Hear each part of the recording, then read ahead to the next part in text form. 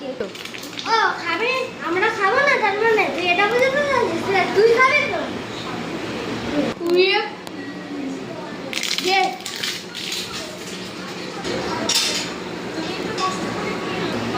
কত কেকটা নিয়ে চলে গেল, ও তো নিশ্চয়ই চলে গেল, চল দেখে আসবো। হ্যাঁ চল।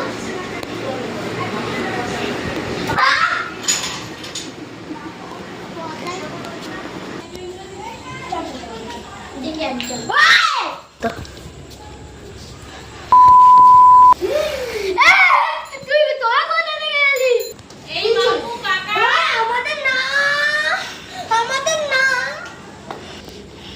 আমাদের না বলে আমাদের বললো যে এইসব কম দামি কেক খাস না, আমরা মানলাম।